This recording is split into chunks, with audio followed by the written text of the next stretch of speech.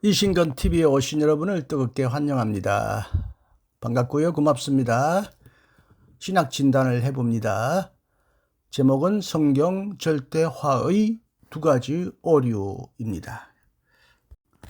오늘 아침에 박충구 박사님이 페이스북에 성경이라는 제목 아래 아주 유익한 글을 한 편을 올렸습니다.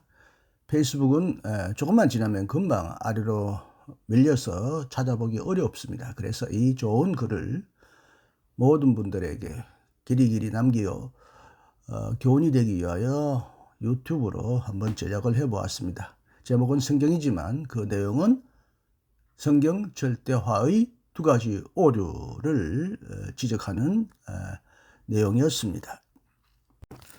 성경은 기독교의 경전이다. 기독교인은 성경에 기록된 말씀을 오남용해서는 안 된다. 성경의 권위를 절대화하는 주장에 근거한 신앙은 두 가지 점에서 오류로 전락할 가능성이 있다. 성경은 일단 사람에 의해 쓰여진 것이라는 사실을 부정하면 안 되는 이유이기도 하다. 첫 번째 오류는 절대적인 것이 아닌 것을 절대적이라고 우기는 비이성적 태도다. 이런 오류는 성서를 읽는 이가 진리를 사랑하는 것이 아니라 자신의 성서 이해를 절대화하는 결과를 낳는다.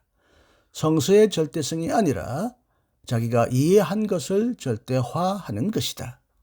둘째는 바로 그렇게 잘못 정초된 절대성을 주장하며 그런 이해를 받아들이지 않는 입장을 악마적인 것이라며 비방하는 오류다.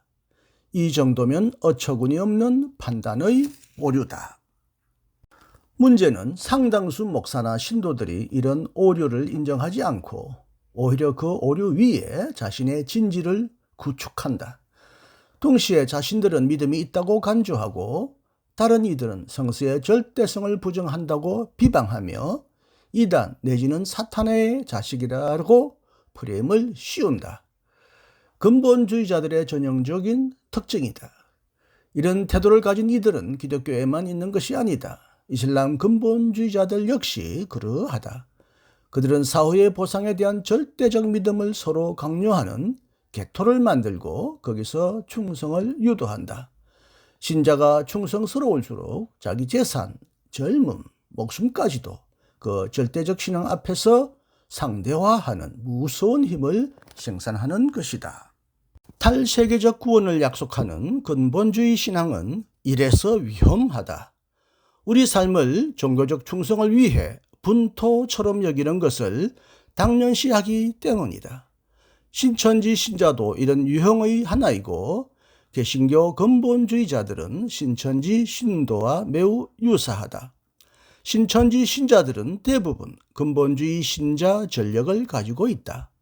이들은 성서 문자주의 공식으로 기존의 신자들을 곤혹스럽게 만든다.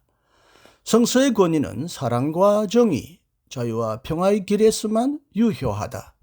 따라서 증오와 혐오, 억압과 차별의 도구일 수 없다. 오히려 그 반대가 된다. 진리가 너희를 자유케 하리라 하신 말씀은 곧 악에서의 자유를 의미한다. 신비주의자들만 경험하는 엄청난 비이라고 나는 생각하지 않는다. 죄의 교설은 인간의 구원의 길을 가로막고 있는 악에 대한 가르침이다. 종교적 악과 윤리적 악을 애써 구별하며 종교적 악을 하나님께 반한 거역이라고 주장하는 이유는 현실적인 것이 아니라 매우 교회 정치적인 것이다. 악을 해소하는 방편을 기독교만, 심지어 개신교만, 간혹 자기 교회나 교단만 독점하고 있다고 주장하는 행태가 바로 그런 것이다. 이런 교회 정치적인 구원 독점론은 서구 제국주의적 기독교가 예수의 가르침과 아무런 상관없이 교권을 강화하며 세워온 것이다. 이런 불의의 신앙은 현실적 세계에서 늘 소외를 경험하기 때문에 종말론적인 선택론, 소수 이론으로 무장한다. 이 정도면 가관이라고 보아야 하는데 사실 그 집단 내부에서는 자긍심을 키워주는 역동성의 근원이 된다. 그들만의 희귀한 구원에 감격하기 때문이다. 성서에 대한 해석에서 나온 자기 자신의 이해의 절대성, 곧 주관적인 이해를 절대화하는 오류는 주관의 객관화로 이어지고 탈윤리적인 비의와 신화적이며 기적적인 사건에 대한 믿음으로 강화되어 긍정적 사고 자체를 마비시킨다. 여기서 생산된 집단의 편견은 집단의 규범으로 강화되고 이견자를 배제하거나 추방하는 논리를 낳는다. 이런 신앙 집단 안에서는 진리란 신앙 공동체 안에서 규격화되고 교리화되며 문자화되어 족쇄가 된다. 자유가 아니라 끝없는 자기감시, 자기검열, 자기 비판의 나날을 보내며 노예처럼 신앙 규범을 지키는 것이다. 동시에 신앙 집단에서 동료들과 나누는 정서적 일치와 교감에서 안일한 평론을 얻는 이들은 이제 그 집단을 떠나서는 살아갈 수 없는 종교문화 에딕터 상태에 이른다. 에딕트는 중독이란 뜻을 가지고 있습니다. 종교문화 중독 상태에 이른다. 나는 모든 종교에는 이러한 종교 에딕트 중독 현상이 있다고 생각한다. 낯섦이 없는 문화적 코드를 나누며 얻는 위로와 평안은 삶의 큰 위로이다. 교회가 크고 거대할수록 종교적 힘이 생성되므로 더 큰 힘을 얻기 위해 더 큰 교회를 짓고 성장시키며 거대한 집단을 이루게 된다. 결국 하나의 정치, 경제적 힘을 가진 권력 종교가 된다. 이렇게 형성된 권력은 신자들의 것이 아니라 교권자들의 것이 된다. 영혼 구원을 노래하던 교회가 비대해지면 종교로서만 머물지 않고 현실 세계와 조우하게 된다. 경제 권력, 정치 권력과의 관계에서 이미 거대해져 권력을 가진 교회는 자신에게 해가 되지 않는 세력과 손을 잡게 된다.